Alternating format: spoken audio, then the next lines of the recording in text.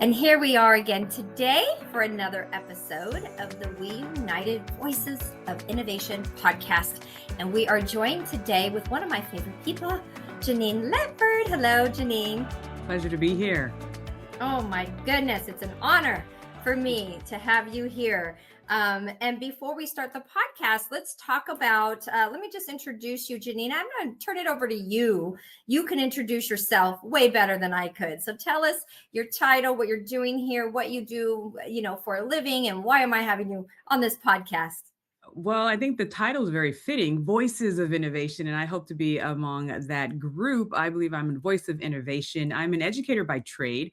I taught third grade for a few years, ran the music and theater and gifted program at my one school for 15 years, but I've been teaching for over 20 and taught at the local Cal State University Northridge in the master's program on arts and brain health and integration, and ran a nonprofit, sat on huge boards, national boards, where they put billions of dollars into schools and supplies. And so I got to see a lot of movement, a lot of just growth and development within different levels of the workforce, the school force, and all that good stuff. And so I left the classroom in 2019 with an ache of the creative just downward spiral of our people, right? Our kids and our adults, everyone, what's going on with our creative thinking, and then reconnected with the brain research on that, because I realized you can't have wonderful creative thinking without a strong built brain.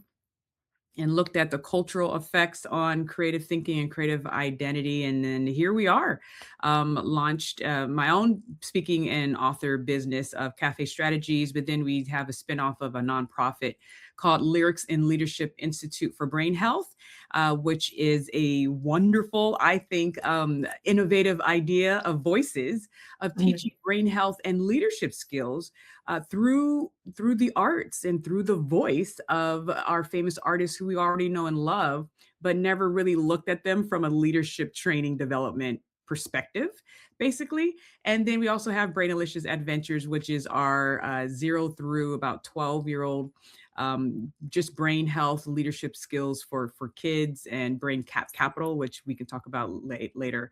And that's really what I'm doing: creativity, brain health, and leadership, all in the fun way of the arts.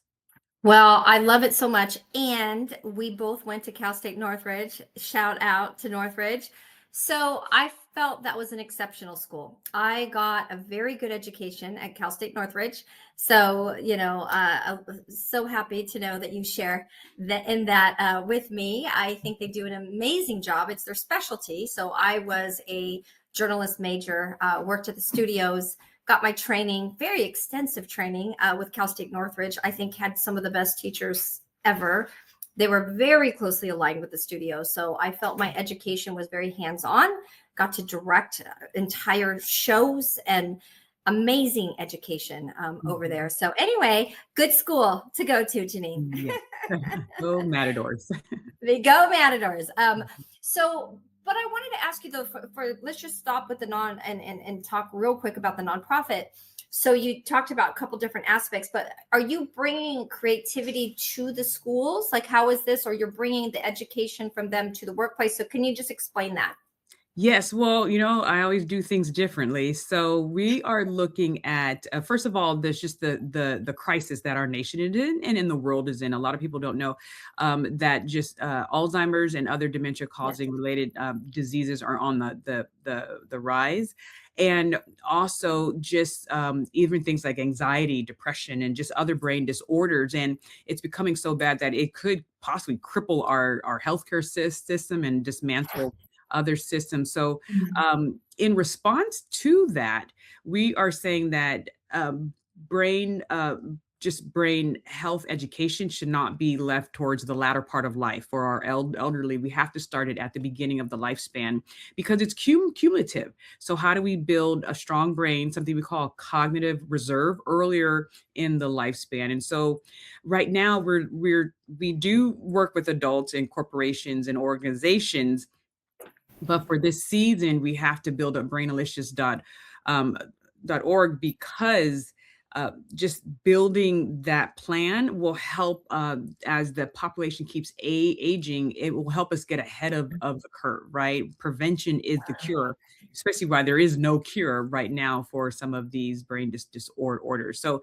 that's why we're doing that. We, of course, help teachers integrate brain health tools into the already readily established curriculum. So, a lot of teachers say, oh, I don't have any time to do one more thing, right? Because their day is so packed, they're doing so much. But, if you're teaching shapes and angles and stuff, you can teach biophilia, which is, how do you set up your environment to be brain healthy? How do you have wavy lines? How do you have open windows? So I did that in my own class. I taught brain connection skills and art skills within the math, science, language arts, history.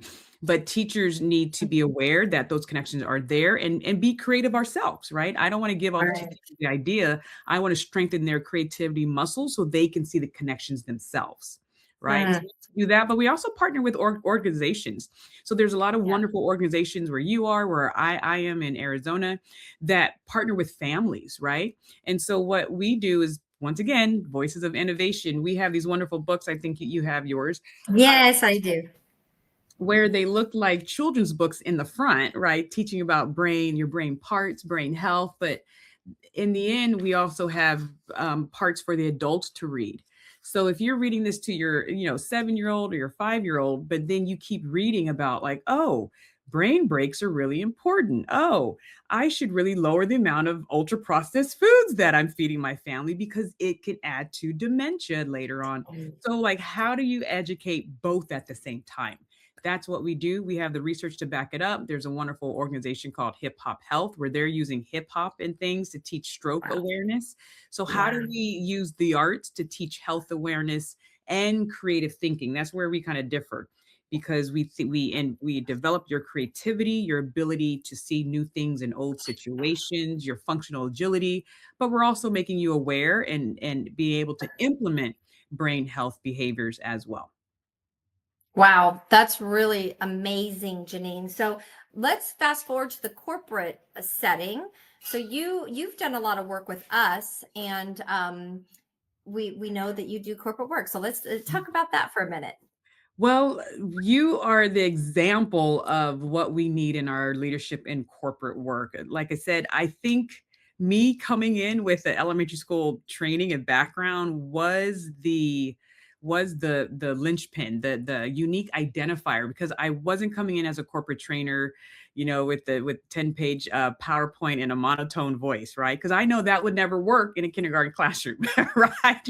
I would have a million Right. riot. Yes. So, and my friend said this. He was like, you're going into a new workforce, but they still have brains. They still want to be engaged. They still want to move. They still want to use their hands. They may not know it, but they do. Their brain does. So it was just being me, being authentically me. But the content changed. We're doing corporate leadership, building trust, the neuroscience of building trust. I did training with you and also Boston Medical. I did IBM on curiosity. And the funny part is, because I'm in these different spheres, I'm in K-12 education, I'm in corporate, and then corporate has its different spheres, right? You have healthcare, you have finance, you have tech, and all these other ones. I taught at a zoo, like a wildlife center. There's a peacock walking in the background as I'm giving my presentation. That was amazing. And I got to bring my 7-year-old son with me, so that was fun. He got to feed the giraffes. But Yes. because I'm in this unique position, I get to see the through lines.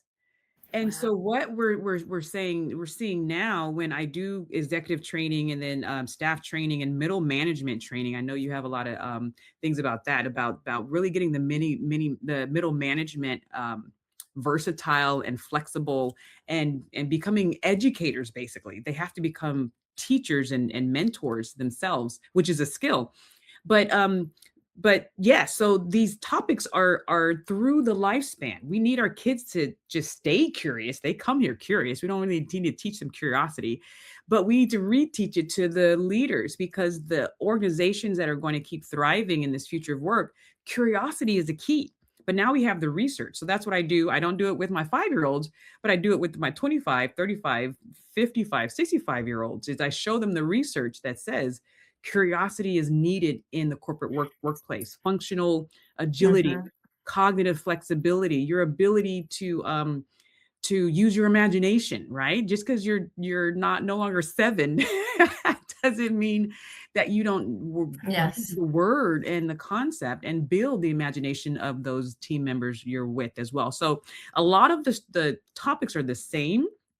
We're just putting in different scenarios of what it looks like. Wow. Okay. So, I mean, let them pause there for a minute because, I've thought about this a lot. I think we're in a time, so we're a leadership organization. What I love to study is good leaders, but I also like to study what hasn't worked, right? Like, what are the patterns, whether it's in politics, whether it's in corporations, whether it's in families, because people don't understand that's a leadership role when Mhm. you're leading your family too. Whether it's in church, it's, pastors, what churches work, which don't, nonprofits. So I'm just very kind of obsessed with leadership and what works, and always looking and hearing and paying attention. We were just talking about the Brené Brown podcast, but always trying to get these patterns, right, Mhm. of what works and what doesn't. And I was thinking about the other day, and I wanted to bring this up to you. It appears to me that even if you're an amazing leader at one point, if we don't keep evolving and Mhm. churning and changing, you could be ineffective in your role.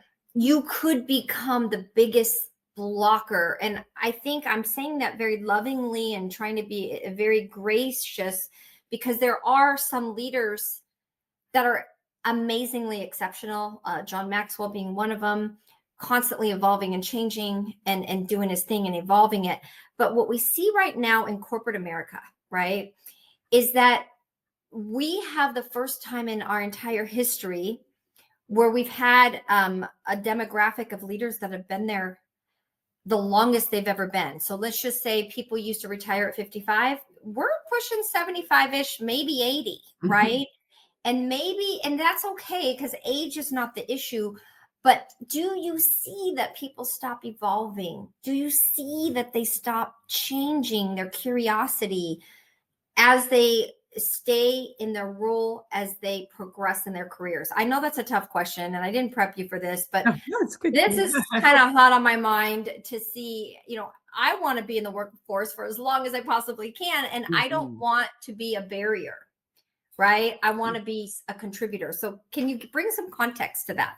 Sure, so there's not a monolith. Everyone is walking their own Right. journey, but I will say that I've seen different behaviors of people who are aware of that phenomenon, and they are mitigating or trying to control for it by doing certain things. And so you will see people who intentionally put themselves in new experiences, right? You will see people, and the issue about that phenomenon with leadership is the old way, like they're going through the 1980s and stuff. Is I know everything. Let me lead by telling you all what to do, right? And I have to look like I always know what I'm doing, and I always have the answers. We Hmm. now know that is going to get you and your organization in hot water, because the great leadership now, Hmm. right? And if you look at all of the research and the writings of Adam Grant and Dr. Brene Brown and things like that, is leaders know how to build the environment, the culture of development and curiosity Hmm. and creativity and Hmm. connectability and something I call just their intercultural creativity, Yep. not necessarily ethnic culture, just different levels of cultural aspect that affects people's ability to engage, right, and take risk. That's huge. And they're also something that we call prismatic leadership. And it's funny because right now my husband bought me a crystal ball that with the with a rope, and I put it next to the window. And certain times during the day, the sun hits it, and then there's rainbows all over my room. It's amazing. That's probably a good gift So to cool. send you. It's a good gift. Yes, it is, because but it reminds you there's so many levels from physical all the way to spiritual, but it reminds you that when you walk outside, you're surrounded by rainbows. You can't see them Mhm. because Oh, you don't have a prism, but they are literally every color hue is enveloping you, surrounding you. If you're looking at your ring during in the sun, you'll see it. But I love it because it reminds me that I'm surrounded by rainbows, and that's the point of good leadership. They're prismatic. They're that mhm. crystal that can look into a team member and see hidden gifts and hidden just strengths, and even hidden behaviors that need some more development. And those are the leaders that I would love to be, because I wouldn't be sitting in front of you if I didn't have a one principal that said, you know what, Janine, I could see you presenting at a conference one day. I'm like, what? No, I'm teaching third grade. This is hard enough, especially someone who has a speech impediment and had identity issues with speaking in front of adults in large crowds. I was like, you are crazy. And here I am, but they could see things in you that even you couldn't see in yourself, and they know how to gently Sure. place you in situations to to Yeah. to, to gently tease that out, where you build creative Mhm. capacity, you build creative capital, basically. I just had a podcast with Dr. Anidra. She's a musician and a neuroscience scientist, and we talked about why the brain needs to have those experiences in order to build resilience. You have a lot of people talking about like build resilience. We know resilient, but no one knows how to literally build it. Right? We say we need it. Okay, well, what does Yes. that look like on Tuesday at 9? It looks like, like what you did. You built resilience in me. You're like, I don't know if you want to talk about your last amazing conference, but you had me switch things up last minute, because that's what the line, the thread, the theme called for. And I did something, that I've never done before, and you totally supported me. And now it's like, okay, well, that can be done. This is what it looks like. And but that's what great leadership does. You see something in someone or in a situation, and you gently place them there, supporting them, and you let them shine and learn for themselves that, see, you had it in you this whole time. Now, And let me just tell you, that was my favorite moment of the entire event. And I don't know if you've seen, okay, so we have to bring some context of what happened, right? For yes. those that were not able to attend the summit, by the way, we are having the summit again next October. So just reach out to us and we will, here, reunited.tech, reach out to us and we will give you all the information. But we, sometimes with me, as a leader, I imagine some people get a little frustrated because I can shift where I see, this new information coming together, and we kind of got to make a shift. And when you get that instinct about something, I've learned in my life, don't go against that instinct. Do everything you can to make that happen, because it would have been way easier to not shift at that point. But we had already had the agenda together. I'm in myself churning, like, how are we going to kick off this event? Because nothing is so impactful. And I'm looking at the agenda and I see, Janine, you're one of our first speakers. And I was thinking back, talk about people gently encouraging you. You had said at one of our prior events, when I was coming to you for some feedback, you said, your event's great. You just need to do a more impactful opening. And I always remember you saying that, and I trust you so much. So I was literally laying in bed, staring at the wall, going, what is our impactful opening? Like, how are we going to do this? And then I thought, so we had that phone call. I called you or texted you and said, can we chat real quick? And this was like, what, a couple days before the event? This was not, and I'm Yeah. still like, this churning and churning. And then literally we talk and I'm explaining my pain of what I'm trying to do. And Janine, you're the one who ended up giving the idea to say, how do we come up with make a change? As we're talking, you and I I was saying, I just want to make a change. I want it Yeah. to be different. I want people to go back and do something. And you started singing when we were talking Michael Jackson, Yes. make a change. Mhm. Yes. And Man then, in the mirror. Mhm. oh, Yeah, yeah. it's Oh, called no. Man in the Mirror. Yeah. Man in the Mirror. Mhm. Yes. And so, in that moment when you sang that, it was so beautiful. And by the way, you have an amazing voice. And we're on, and I'm like, wait a minute, you sang that in the moment just randomly, not even. And I was like, oh, Janine, can you sing that walking out Yeah. Mhm. to open the event? It And you was were like, perfect. It was a divine moment, that's for sure. Yeah. that was an amazing. And by the way, it's on the video of our highlight Yes. video. So go watch it. Thank you so much. Um, but I think that that is such a good point, though, for anybody listening. Though, first of all, you use your creativity. You do have a good voice, but you used your talents, right? And that's one thing I like about you as a trainer, because when we first aligned, we were both getting going. So let's like circle back on that real quick, because how long now, Janine, have I known Yeah, you? 2020, 2021, around there. Mhm. Okay. So we were just starting to kind of get our wits a little bit about us, with we had a lot farther to go. And we were so blessed to be aligned with you. And what you do is you bring the arts to leadership development. And me, as somebody who had been doing leadership for so many years, in my role in the electronics industry, it was just so boring so much of the time. I can't even tell you. We would go to these trainings, and a lot of times it's a product training or whatever, and you could not handle the boredom.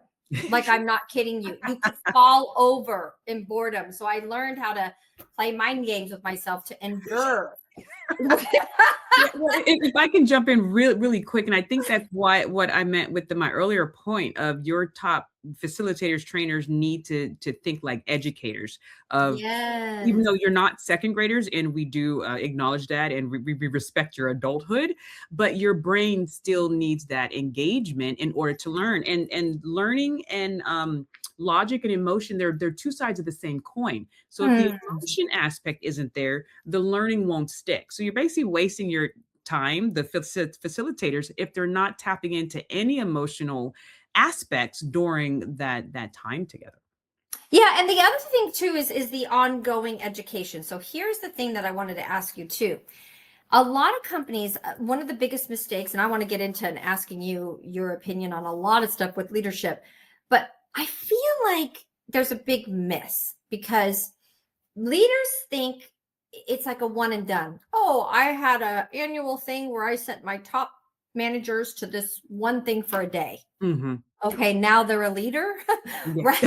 But you know what I mean? Like, oh, they got their education that one day, right? Yeah. But what is it from an educator standpoint? How much repetition is needed?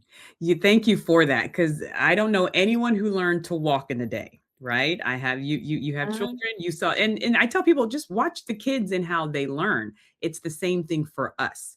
And so we have to understand that, number one, you have an experiential brain, right? The best way to actually take in a concept is to experience it. So it just makes me laugh when, hey, we're going to go to training on empathy. You're going to sit there and watch my hour PowerPoint on empathy. It's like, really? That is Yeah, not going to work. And so the brain has to yeah. experience it. It's the same concept of walking and language. The brain has to experience it. It has to fall. It has to feel the gravitational pulls, the weight balance, and then it has to get up and try it again with that information now logged, right? And then, after a week or two or whatever, then you have a walking toddler. But there was several feedback loops. Mm. Organizations who only do evaluations or corporate just their, what's the technical term, like the report cards, uh, or Yes. the employee Yes. evaluations, right? Yes. Yes. Number one, they do it after the fact. Like, you've been working for a year here. Let me evaluate you after it. And then it's like, okay, but you haven't been talking to me the previous 11 months. And Yeah. so you're looking at more training, just changes of check-ins, feedback, not overloading. Don't do cognitive overload and give them 15 things to work on, because the brain can't really take that. You're understanding how stress is on the brain. If I'm coming at you and it's only negative, negative, negative, that you've associated now you coming to me with just negative feedback. And so now whenever I see you, and so the Yeah. brain's very associative. So things that keep happening over and over again, it binds them to together. Wow. And so and it also takes, like 5 positive statements to overcome a negative one. And Wow. so, am I doing this to just chastise you and tell you what you're doing wrong? Or am I doing this because I really see your potential and I see that you can grow? Or do we just need to find a whole new role for you? Sometimes that's the best way, but great leaders can spot this.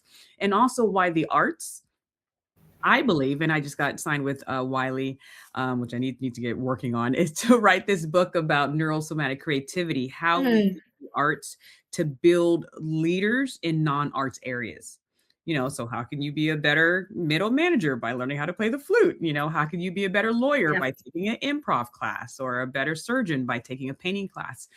Mm. It I just sat down with Dr. Talia, who has her research on theater, and I just spoke to someone in music. And what we have to understand is, number one, the brain is musical first.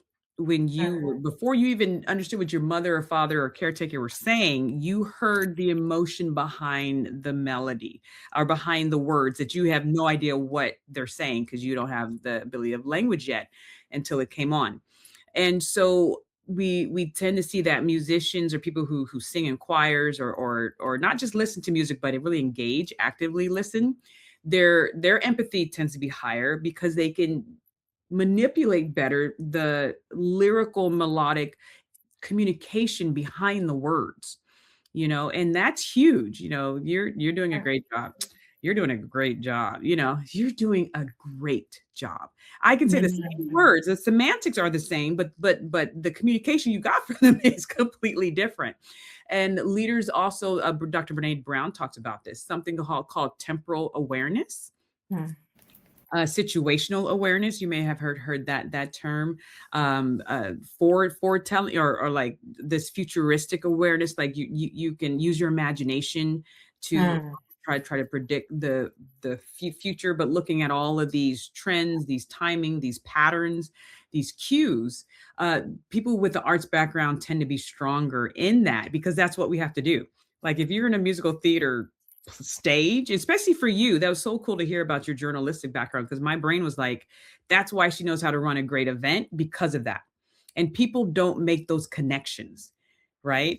The fact that you're running, you have just the top leaders in the around the world coming to your event. You have all these people, you have food, you have things, you have boat rides, you had all the things going on. That's basically a musical theater play. You It basically is. on a play. It is.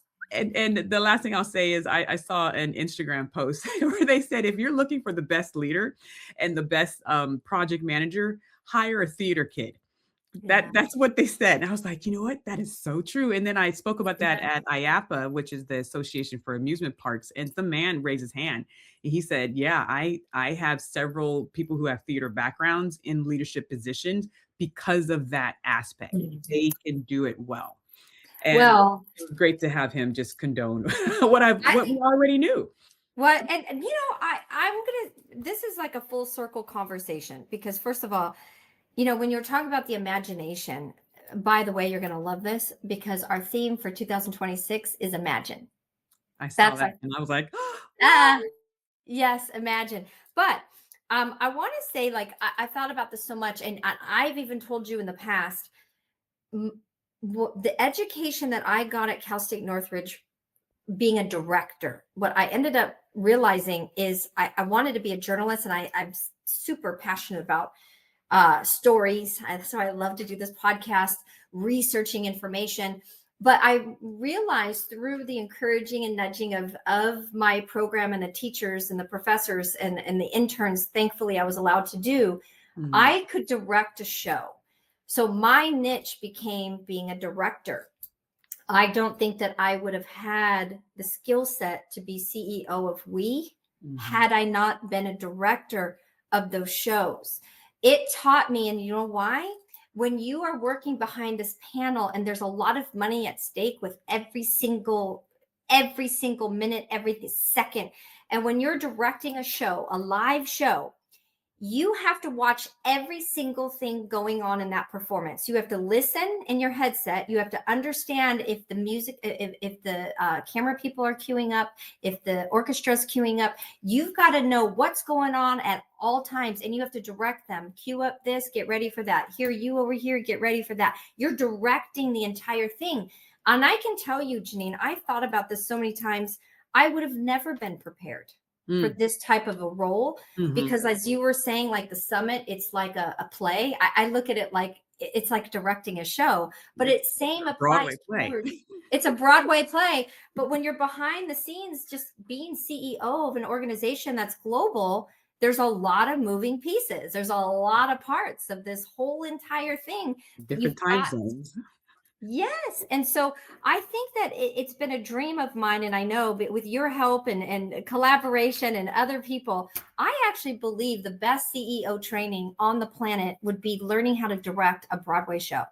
Yes, yeah. And that's why, I'm so happy for your work because I get to see it once again at the beginning of life and at and in adulthood. And if you want to talk about Yes. brain health, right? One of our 7 pillars of building brain capital, which is brain health and brain skills, creativity, Okay. curiosity, adaptability, resilience, which leaders are wanting training in is the fact that one of the pillars is creative thinking and mental stimulation, right? If you stop Mhm. stimulating the brain, it will atrophy because it's like, well, why am I here, right?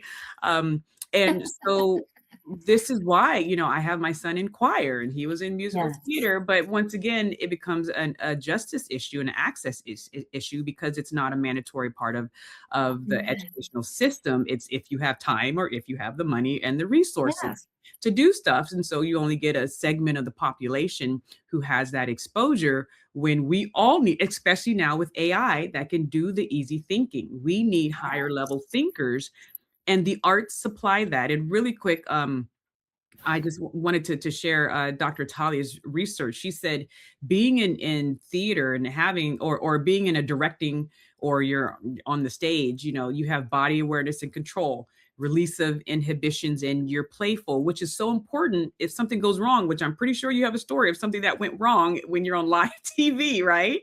You quickly have to adapt. You can't spaz out and fall on the No. floor and start crying, right? She talks about imagination and envision, your ability to consider others in something we Mm, call theory of mind, where you can kind mm, of guess what another person is thinking or what they might do. mm. Thinking collaboratively, being flexible, committing to a choice, and your ability to reflect and think cognitively. So even you're Wow. committing to a choice. Like once you said go to camera 2, you like if you commit, you got to commit, right? You're committing. Yes. Yeah. Yes. That's pretty amazing.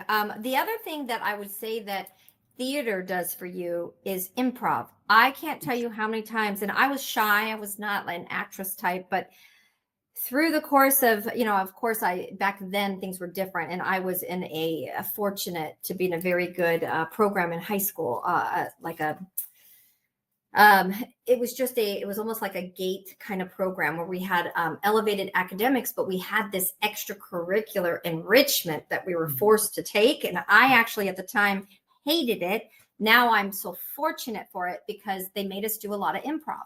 So Mhm. someone like me who could care less about acting, I would have to get up on stage and they'd say, act like a bunny, do all these things. And I felt so stupid, but I Mhm. did it. And then I learned over time how to do that and not feel so weird.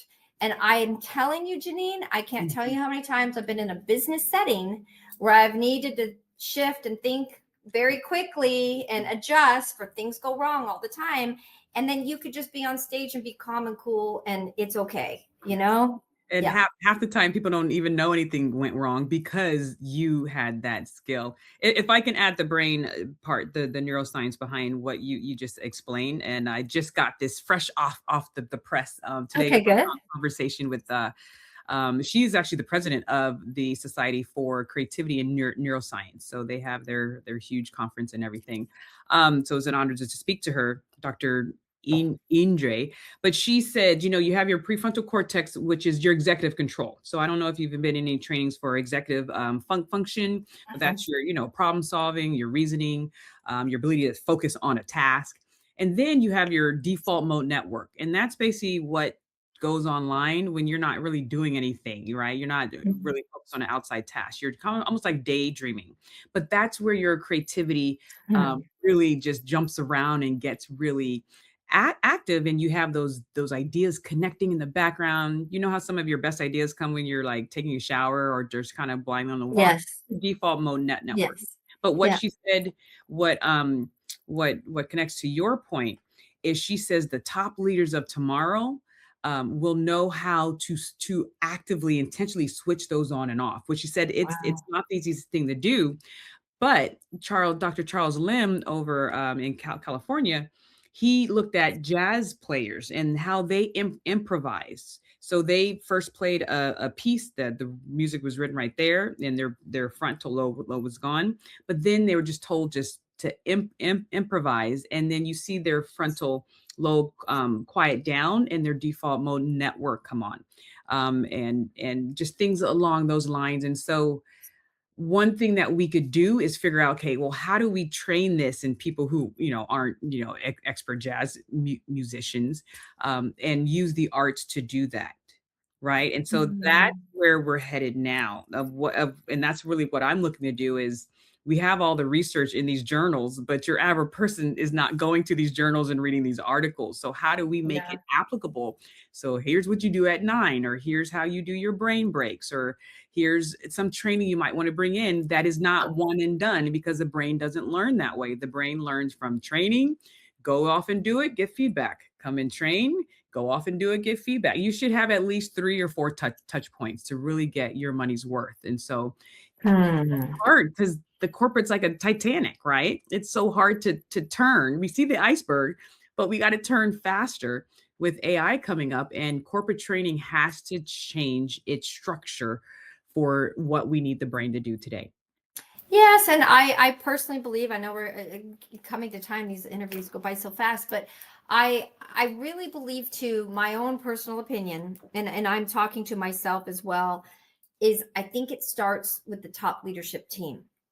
Yeah, I really do, because I think that if the top leadership is not developing, if the top leadership is not committed to curiosity, creativity, doing things different, and these check-in points, that couldn't be more critical. But how do we go back and say, like, I wish there was a program that existed. I would love to take it for myself. Like, how do you ensure that you're continuing a certain level of decision making that's effective for the organization, with creativity, with curiosity? I wish there was a way to test even our top leaders, to say, not that you're gone, but hey, these are the areas you could develop in, because we Mhm, all need to develop, right? So I do my own every day at minimum an hour development, but I'm doing it on my own, right? And mhm, so mhm. I just wish there was a CEO or a C-suite training program, so that the top leaders could see where is it that they need to develop, because then they could put it through layers and layers and layers within the organization. To me, that would be a game changer. But Yeah, well, come on, we started with we. yeah. Um, and it might the tests are out there because we don't forget we test, kids and their creative ability, and for their giftedness and level of curiosity. But my son showed me this, as sometimes I'll speak to him about things, and then I'll read something and he'll stop me. He's like, cornucopia. Like I don't, like, his brain knows when I say something and he doesn't have a reference point or an image for it. So, but he Mm, stops me. He doesn't just let me keep going. He stops me and say, wait, you said something that I don't have an anchor point for. wow. And so great leaders Wow. know how to do that. I know Sean teaches me so much. He is my teacher, but he's my teacher of creativity and curiosity. But we have to make sure um, that they know that they're skeptical of what they do know, but they're aware when they're presented with new information that causes them to change their mind, right? Wow. A leader that never changes their mind on anything, that's a dangerous person. So we want to Yes. make sure, especially in this workforce, you have to be flexible. Because lastly, I'll point out, I just heard that because AI is changing things so quickly, that ideas are being changed and ideas are being Mhm. taken. So when Xerox came out, Xerox in the city where it was made can celebrate 50 years of them being the only ones doing that. Now you have an idea and it's gone in 10 minutes because, just social media, just the Yeah. internet sharing, AI, ChatGPT, and open source. So I have all these ideas and I'm sharing them, but I know that I can produce unique things and no one can be me in the way that I present and teach and create. Oh. That's why uniqueness is going to be so important, that you can't have Hmm. carbon copies of everyone. You need your uniqueness to come through, and that's why people love what I do. I'm not the only one who does an art on the stage. I know a speaker who brings his drums, um, but that really inspired me of saying, you know what, I should add more of who I am to my work, Mhm. and that's what I believe we're called to do. Who are you, and how do you bring whatever you're bringing to the table? We need your gift. Oh my gosh, that was the perfect message to conclude. And I just hope everybody listening to this podcast takes that there is a uniqueness that every single person has, and do not be afraid to show your uniqueness to the world, because Mhm. we need it. We need it. And really, I believe, and we're a leadership organization that works with men and women, but we're highly focused on parity because it's always going to be a major leadership topic until we reach there. So that's always going to be a major focus of ours. But if I'm speaking to the women out there, confidence.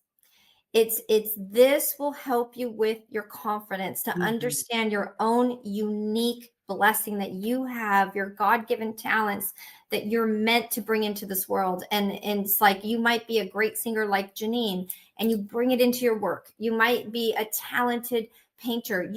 That means you're going to be an amazing collaborator in your work life. There's so many things and talents that people just underestimate because they feel like that doesn't matter, it shouldn't matter, but it does matter. And so I love that you said that, Genein, and I think it could really skyrocket people's confidence. Yes, yes, and that's confidence capital, and it transfers to other areas of life, and just like you said, their home life as well. They're leading in so many other spheres, and to take it all that diversity of leadership is key.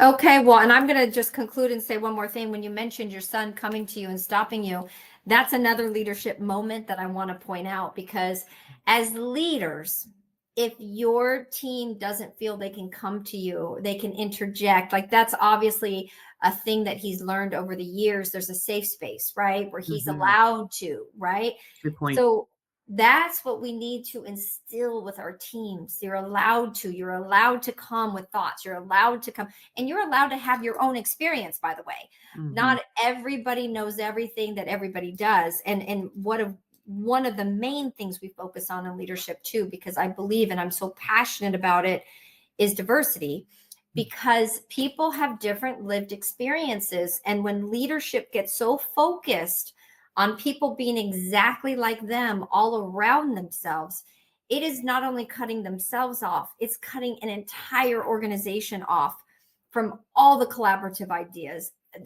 everything we could be doing to innovate. So that's Mhm. another message too, is this is all tied in together. The Yes. creativity, if you want a better culture, you want to elevate your culture, get creative. Get creative. Yeah, there's a film called Triple Eight, and she really tapped into the team members, or the soldiers on her team, and that was a critical scene that you might actually want to pull. There's two scenes from Hidden Figures and Triple Eight where they are exhibiting high leadership skills. And it's going to be the game changer for the future. People who are prismatic leaders and can tap in, and enjoy the ride. Oh my goodness. Well, Genein, thank you so much for being here today. I just always love seeing your beautiful face. your smile, You and know, just enjoy your work, seeing it on LinkedIn. So those of you who are just tuning in and really want to learn more about Genein, there's a ticker going across leadership. She's amazing. Call her out to your organizations, lyrics and leadership, but she also has her cafe strategies. Reach out to Genein. She's all over LinkedIn, and just follow her. She sends amazing. I love your content. I shared something recently on LinkedIn. So reach out to Genein, reach out to us at weunited.tech, and go make it a great day.